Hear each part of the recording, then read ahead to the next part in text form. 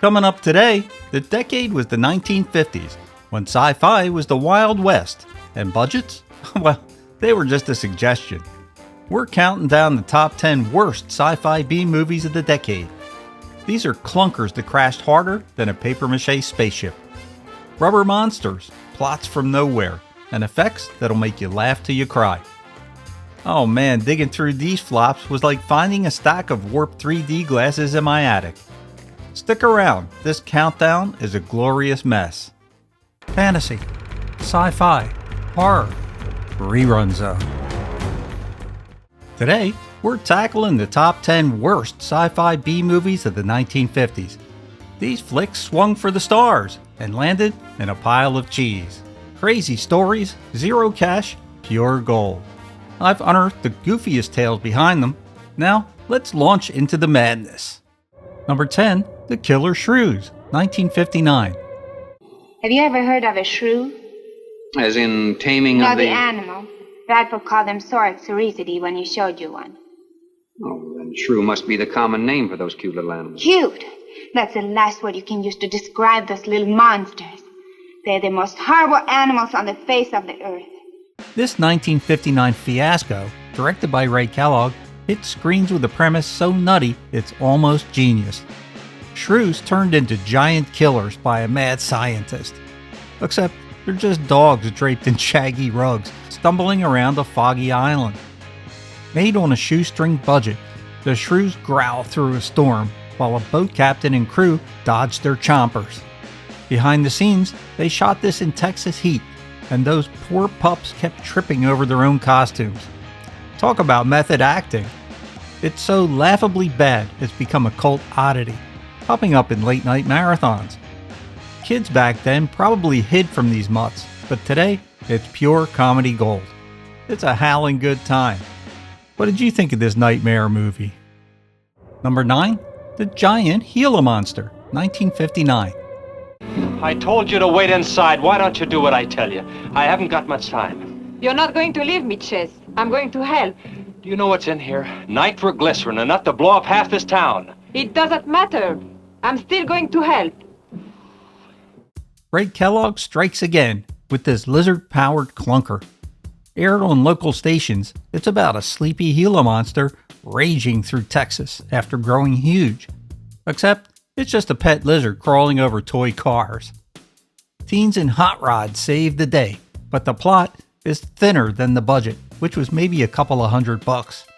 The effects are close-ups of its flicking tongue and firecrackers for explosions. High art it ain't. Producer Gordon Young squeezed it out fast for drive-ins, and it worked. Kids screamed anyway. It's a B-movie icon now, proof that you don't need cash to make a splash. I watched this recently and laughed till my sides hurt. Did this scaly disaster ever creep onto your screen? Number 8, Attack of the Giant Leeches, 1959. If you ask me, they ought to have their heads examined. Giant leeches. I'm willing to bet a month's pay they don't come up with nothing more than excuses. He's crazy. Him, the doc, and his brat, too.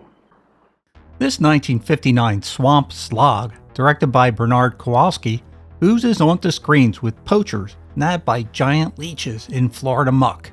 Spoiler, they're guys in trash bag suits with suction cups flopping around underwater. Shot for peanuts by producers Gene and Roger Corman, the story's a damp mess. Radiation makes leeches big, and that's about it. The rubber costumes leaked, and actors nearly drowned filming it. What a gig! It hit drive-ins hard, scaring folks silly despite the cheese. And it's a B-movie relic today. I watched this and thought, who pitched this at a bar? It's so bad it's hypnotic. Did this one ever slither into your late-night lineup? Before the next movie, if you like these trips down memory lane, please hit that subscribe button or consider becoming a channel member. It keeps this passion project going strong and means the world to me. Thanks. And now, back to the show.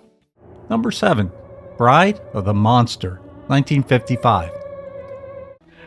Already he tires of our humble hospitality. I said, let me out of here. At the moment, I'm afraid it is impossible. Who are you? Vorna. Dr. Eric Vorna. The name will mean little to you. At number 7, it's Bride of the Monster. Ed Wood's 1955 mess stars Bela Lugosi as Dr. Vornoff, a mad scientist crafting atomic supermen with a stolen rubber octopus. The budget was a whisper, maybe $70,000, and that octopus barely moved. Lugosi flopped it around in a lake himself. Filmed on a shoestring, it's a chaotic tangle. Vornoff zaps folks with a hairdryer ray, dodging a reporter and a cop. Shot in a week, sets wobble and Wood pawned his car to finish. Pure hustle. Critics hated it, but fans adore its weird heart. It hit theaters in '55, barely broke even, and now it's a cult gem, inspiring Tim Burton's Ed Wood.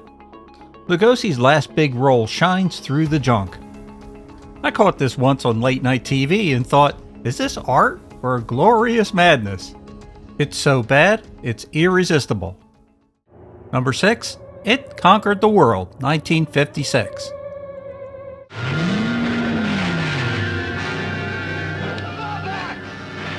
Roger Corman's 1956 flop stars Peter Graves fighting a cucumber-shaped alien. Yep, that's right, a veggie. Of course, it's a veggie that's mind-controlling Earth with rubber bat puppets. Budget? Yeah, maybe about $80,000, mostly coffee. Aired on double bills, it's a scientist, Lee Van Cleef, unleashing V to zap free will. Bats buzzing like deranged toys. The monster wobbles on a table. Corman called it a carrot with attitude. Shot in a week, actress Beverly Garland kicked it mid-take, yelling, "Take that!" Critics trashed it, but 50s teens love the drive-in absurdity. It's a cult laugh now, pure B-movie gall. When I watched it, I thought, a killer salad with minions? Genius! Did you ever see this one? If you did you get all the way through it? Number 5, Robot Monster, 1953. None shall escape me. I shall find a way to rid this Earth planet of humans. No! We human will not give up this Earth of ours. Robot Monster.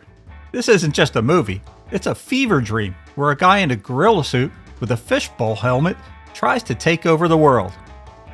Debuting in 1953, this gem was cooked up by director Phil Tucker on a budget that wouldn't buy a decent lunch. The story?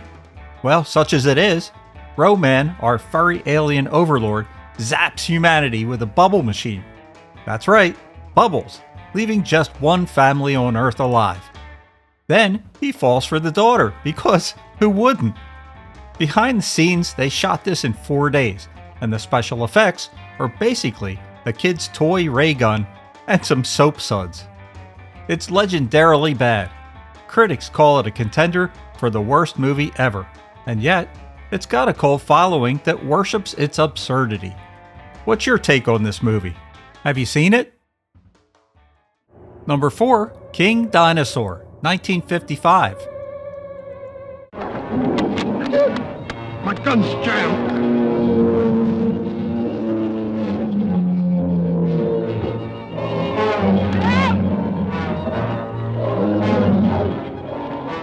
Now this one hit the screens in 1955 and was directed by Burt I. Gordon, the king of cheapo creature features.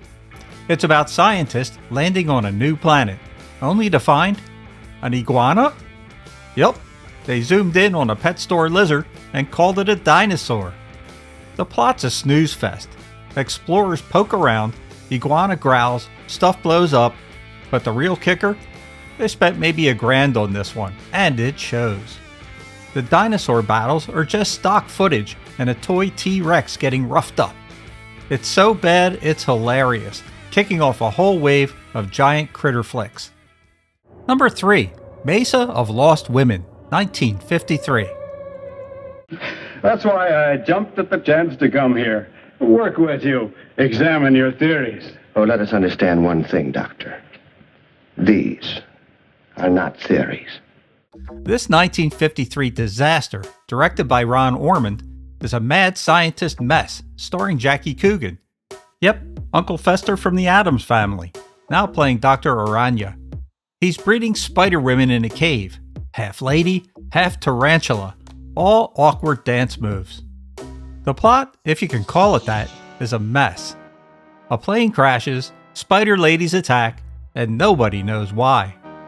They blew their budget on a random flamenco score that drones on forever, while the effects are just close-ups of real spiders.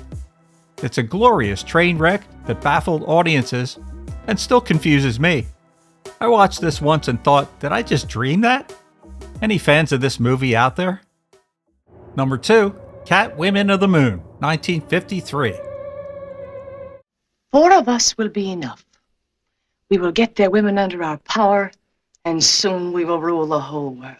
This crazy 1953 flick, helmed by Arthur Hilton, sends astronauts to the moon, where they find a cave full of mind-controlling cat ladies in leotards. The story is bonkers. These feline femmes want to steal the rocket and invade the Earth, all while purring bad dialogue. Shot in 3D with a budget of pocket lint, the sets wobble like cardboard, and the moon is just a quarry with fog. It's peak 1950s sexism meets sci-fi schlock, inspiring a slew of copycats. Settle down with a bucket of popcorn and a good sense of humor. And now number 1, Plan 9 from Outer Space, 1959. Well, let's go down and find out whose grave it is.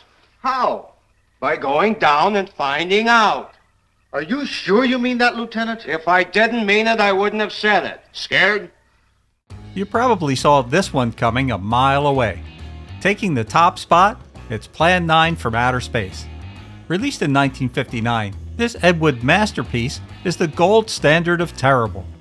Aliens resurrect zombies to stop humans from building a sun-exploding bomb. The sets? Tombstones that tip over. The saucers? Hubcaps on strings. Shot for peanuts, it's a chaotic mess of plot holes and wooden acting, crowned the worst movie ever made. Bela Lugosi is seen in his final role, but he died mid-filming, and he was replaced by a chiropractor who hit his face with the cape. It's a cult icon now, pure unhinged fun. Watch this with some friends and get ready for a good time. Well, there you have it, our top 10 worst sci-fi B movies of the 1950s. Let me know if I missed any of your favorites in the comments below. Oh, and if you like classic movies, TV, and nostalgia, you're going to love it here at Rerun Zone, so make sure to hit that subscribe button on your way out. This is Rich from Rerun Zone, wishing you a good night.